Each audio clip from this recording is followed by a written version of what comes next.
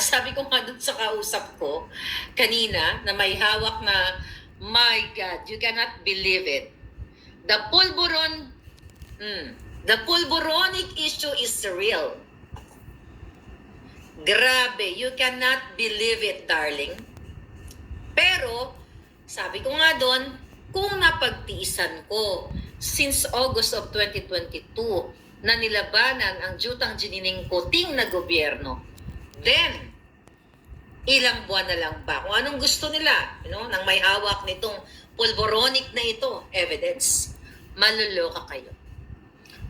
Lahat ang sinabi ni Pangulong Duterte doon sa Maisog Rally na sinasabi niyang mayroon siyang hawak na ebidensya, may nakita siyang ebidensya, nakita ko na. Kuting, ang kapal ng mukha mo. Kung ako sa'yo, bago ka karayin, ay nako, lumisan ka na kung ayaw mo mapahiya sa taong bayan. Dahil the moment na inilabas itong ebidensya laban sa'yo, ang kapal ng mukha mo na mananatili ka pa sa pwesto. Right? Sabi ni Ronnie, wag mo na ilabas ang pulboronic evidence, sayaan mo na muna. Well, sabi ko nga sa inyo, darating ang tamang panahon. And now, dun sa mga in-expose ko sa inyo since 2022, alam ko naman, alam ko may, you know that already.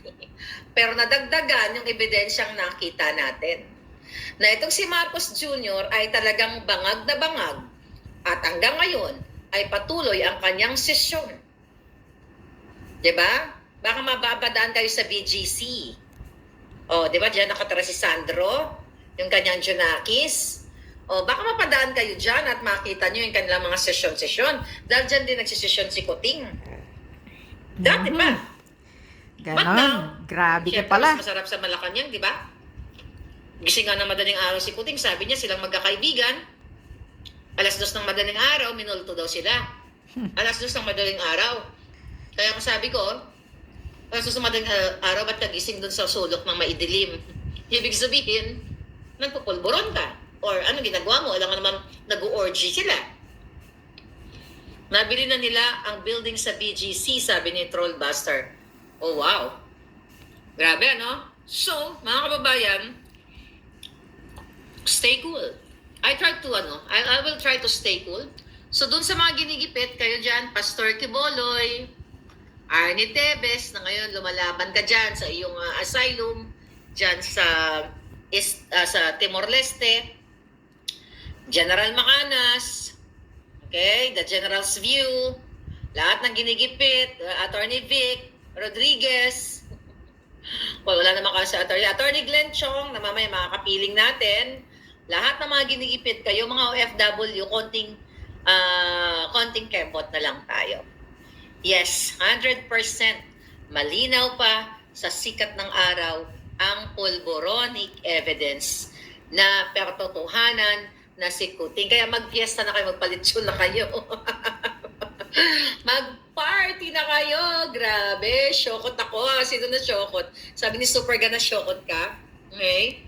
Isindikado, why I can't send sticker? General Bantag, konting kembot na lang yan. Imagine ninyo. Talagang dapat nawakasan ito. Si Pulboronic Kuting. Nakakahiya sa buong mundo maliban sa isyu nila sa pagnanakaw sa kabanambayan. Imagine nyo, only in the Philippines na meron tayong pulboronic bangag na presidente na addictus benedictus sa pinagbabawal na pulburon. Kaya naman, no wonder ang PIDEA chief na si Lazo ay pinagtatanggal ang mga matitino. At gusto niyang alagaan yung mga sangkot sa pulburon. Imbes na hulihin ang mga pulboronic manufacturer, katulad ni Sayarot, kaya pala pinakawala ni Kuting. Diba? You know that already. Ni Kuting at ni Lisa, nilagyan pa ng PSG, si Sayarot, kasi nga kasabwat nila. And you will see the evidence in due time, in right time, mga palanda. Kaya pala si Lazo, not si Lazo, si PNP Chief Ana Corda, ganon sila. Kaya palang inupo ni Kuting talaga, magtataka, ang mga inupo niya, mga bangag. Kaya nga, Confirmed na si Kuting ay isang bangag. Hindi ka na makakatakas, bakla. confirm na bangag. Kuting, kahit magbatuhan kayo, kahit Kakuting. magsakalan kayo ni Lisa Smugs, hindi ka na makakatakas. Mhm. Huwag kayong pakakampante mga jutang ginina ninyo. Okay? Agawin nila ang yaman ni Pastor, sabi ni Du. Yeah, kaya you have to celebrate. Ayoko magalit, you know? Ayoko magwala ngayon kasi I'm just waiting. Para ako nasa beach kunyari, I'm just waiting for the right time. Puting. Meow! Yeah. Grabe, ang kapal ng mukha. Ayaw niyo pang umalis. Taga nagmamadali silang ubusin nila yung pera. At kahit ubusin niyo yung pera, babawiin namin. Papasukan namin sa inyo yung pera. Ipapaluwa namin, dudukutin namin yung pera sa tiyan ni Lisa. Yan, dudukutin namin ang pera sa utak ninyo. Wala, hindi obra ang impeachment. Palangga, Rosario, hindi obra ang impeachment ngayon. Dahil kasabwat nila ang Congress eh. Ay, Remy, gising ka pa. So, ang pinakamaganda, boses nyo. Wala nang impeachment. Just your voice. Be there. Pag sinjowing na natin ang mga ebidensya, you have to be present. Okay? Dapat nandoon kayo, huwag kayong mawala. So you decide, gusto nyo ipagpatuloy na may bangag kayong presidente, na Correct. patuloy na kumakangkam ng inyong pera, Resign, at patuloy na kumikitil Kuting. ng inyong kinabukasan ng buhay ng mga what? Not only the people from the government na inaatake sa puso dahil tinatanggalan ng trabaho, inilalayo kayo sa inyong mga pamilya, mga policemen, mga military, or you know, mga sundalo. Imagine nyo ganito, kaya po kayo pala ginaganyan dahil talaga namang bupulburonik o bangag na bangag ang inyong presidente. And it's your duty para protektahan ninyo ang inyong Pilipinas, ang inyong flag. Grabe, maloka kayo. Oh my God, I can't freaking believe it. Na may, alam mo dapat nung 2012 pa nakulong na si Kuting eh. Dapat 2012 pa lang nung siya ay senador, ay talagang dapat naparusahan niya na ang pagiging polboronic niya at kasabwat sa mga manufacturing of polboron. Polboron showing on Netflix. Kaya nga. Ayan. Wala kasing naglakas nasa iyo loob pa rin eh. ang huling halakak. Yes, nasa taong bayan ang huling halakak. Don't impeach, people power na, sabi ni Delmar Delfin. Basta peaceful assembly, isplok mo na yan. Sabi ni Firm Mamraga. Palangga, I'm just waiting for the signal. Okay? Kung isusplok natin yon. Pero isusplok talaga yon. Huwag kayong mag-alala. Hindi naman maiipit yon. Diba? Lalabas natin ng bonggang-bongga. So yun na nga. Ako, excited kayo lahat. Basta confirm. The polboron na sinabi ni Pangulong Duterte, confirmed. Yes, confirm. Hindi makakatakas si Kuting. Ang pulburon mo, Hindi Kuting. magsisinungaling ang ebidensya. Suyok Mga pa mata more. ninyo, kailangan lang nang i-open ang inyong mga mata at ang inyong mga tenga. At pag ready na ang lahat, then we can celebrate. Right? Salot sa lipunan ang Arriba, pulburon. arriba. Yes. Kaya huwag kayong mag-alala. Alam ko galit na kayong lahat. Gigil na kayo. Gusto nyo nang matapos na ang paghihirap ninyo. At ngayon, nakita nyo naman, nagbukulan na sila. Wala sila sa ayos. Hindi po sila magjojumbagan. Hindi sila magbabatuhan o maglalaglagan sila sa hagdanan sa dala ng kanilang kalasingan, kabangagan. At wala sila sa ayos. Hindi ganyan ang matino. How come na makapag-lead sila ng bansa kung sila ay laging bangag at nagbubugbugan, nagjujumbagan at nagbabatuhan? We don't need them. We need someone na talagang mag-lead sa ating bansa at hindi tatanggalin yung mga police officers, mga major general, mga generals, AFP, military and everything, na hindi sila tinatanggal dahil gumagawa sila ng tama. Hindi dapat ganun. Correct. Okay? Pakita na. Huwag kayo masyadong excited. Okay? Antay natin ang basbas. Sabi ko sa inyo, huwag kayo masyadong excited. Basta meron. I may say meron. Well, sinabi ko na rin sa inyo, meron. Sabi ko sa inyo eh. Ay, nako, nakakaloka. Kaya yung mga kongresistang nagkikiss us dyan, kay Kuting, o baka naman bukas makalawa, kay Inday na kayo. Kaya kung ako sa'yo, Day, markahan mo lahat ng mga to. Yung mga traidor, may nakikisabot kay Romualdez at kay Marcos Jr. na Adictus Benedictus na Pulboronic, markahan mo na lahat yan. Day, kasi Day, pag dumating ang panahon, at yan, yung mga nakikis-as sa'yo, at paboran mo siya, lilipulin namin lahat yan. Makakatingin sa amin. But I know you're smarter than the Pulboronic, so markahan nyo na lahat yan. Babaliktad kayong lahat. Tangainan nyo. Kayo, Congress, mamarkahan namin kayo. Pag nakita ninyo, alam naman nila yan. Alam nila. Si Migaon Traidor, yung Migaon yung pukpukita na yan. Pakangkang kay pakangkang sa Masyonda Bells na mga politiko dyan para magkapera, para magka-extra budget, no? Si Migaon. Pakangkang ang jotang ginang Migaong pukpukita. Ano pa? July 30. Parang late na yan, yung July 30 na showing. Okay, July 30. Maybe June 30, you don't know. Excited na daw si Celsa. You have to be excited, darling. Ako nga excited eh. Wala ko, I'm so happy. Si Suarez at Tambunting. Ay, mga yan, mga traidor. Excited na sila. Gaano kayo ka-excited? Ako magpapalitsyon. Si Robin Padilla, okay? Na yan daw. Elegant niya, dahil may 2 hektaryang tanim. Anong tinanim ni Robin? Sino nagmura kay HR, putang ina, sabi ni Sinong minura mo palangga? Si Anne Rose? Si Anne Rose na, si Bulldog, yung alaga ni Kuting? Yan, grabe, Imagine niyo, nagkaroon tayo ng president. My God, I can't imagine na actually, hindi naman ako nagpagamit sa kanila. Nabudol talaga ako. I can't imagine na yung sinuportahan ko, Adictus Benedictus. Diyos ko, patawad, mga palangga.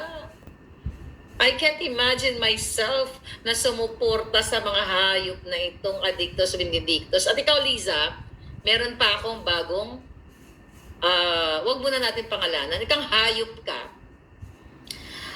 Alam ko na kung sino ang nagbayad ng electoral protest ni Marcos Jr.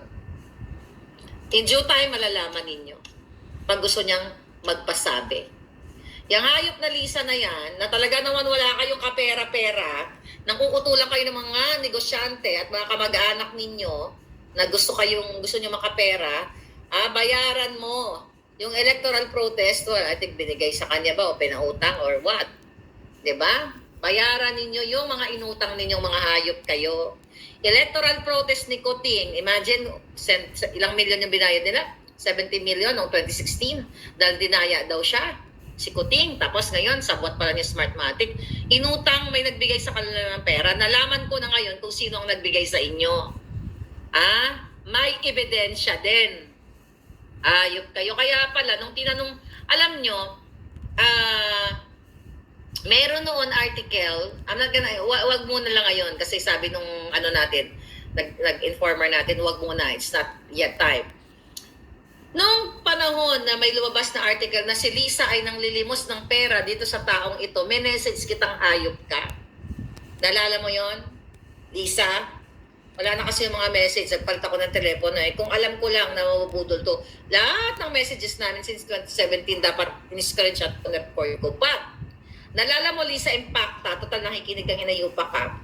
Tinanong kita, kung totoo ba na nangutang ka sa taong ito, anong sabi mo sa akin? Hindi. At, ayaw mo akong what? Sinabihan mo ako na, hindi totoo yan, ganito, ganyan, ganyan. Scammer yan, ganito, ganyan, ganyan. Pala, ikaw ang scammer na hayop ka. At yung ebidensya nitong taong to, ilalabas din niya. Well, baka ilabas siya na anytime dahil matapang din yun. Okay? So yan, ang dami magbubulol. Alam mo, mga palangga, you deserve someone na mag-lead sa inyo na hindi ganitong mga Adictus Benedictus at mga kawatan. Mga kapalangga. Imagine ninyo, sinisiraan nyo yung tao na nakatulong sa inyong mga hayop kayo. Tapos kinuhaan mo pa pala ng pera? Gago ka? Ang kapal ng mukha mo? Yun mga palangga, ang daming issue na sobrang exciting. Pero ang masasabi ko sa inyo, konting kembot na lang at ilalabas na ang polboronic. Okay? Ang polboron. Imagine nyo? Kaya ang hirap na huwag na kayo magtitiwala sa pamilyang ito. Kahit sino sa mga anak nila. Wala na kayong pagtitiwalaan na mga mambubudol na Araneta Marcos Romualdez. Ba? Ano nangyayari ngayon, mga hitad? Wala. Puro lang balitang kaletsihan. Okay? Kanina, inulat natin sa inyo. Oh, baka naman, ito, di ba may inulat ako sa inyo? At least, baka yakapin ka na rin ni Aida. Di ba? Isa yun sa mga pasabog natin. Pag niyakap kayo lahat ni Aida, ewan ko na lang, si Ate Aida. Oh, ba't ang tagal, parang ba't ang tagal ng, ang tagal ng pumantay ang paa ng mga hitad na to? Baka parusahan pa sila ng langit, Oh, parusahan pa yan ng langit. Si Charis din ba? Oo, si Charis. Isa ring vangag. Kaya mo, lagi malaki ang mata. Kita Laging naman sa itsura ni Sandro. Yung mata. Bangag. Ang mukha Sa lagi. nanay niya. Nagsiga lagi ang mata. Diba? Nakakita na ba kayo ng wakwak? O, parang tarsier na ganon. Ay, nako. This is exciting na mga palangga. Papalapit na tayo sa trophy. Oh my goodness. O, kasi alam mo bakit nasabi ko si Aida? Kasi, kaso ng Aida sa bansa, posibleng pumalo na raw ng 500,000 sa loob ng 6 na taon. Grabe. Kaya talaga kayo dapat protected chuba-chuchu kayo. Ano ba ito? Ayan, tingnan mo si Kuting at saka si Ahas. Diba? Nag-orgy-orgy din siya ng bonggang-bongga. Kaya sooner or later, yayakapin na rin ni Aida yan eh. Sama pa si Taning. Ayan, baka nag-orgy silang 4. Kadiri. Kadiri, ang mga jutang Jenimes. Okay, ano pa mga chika boom boom?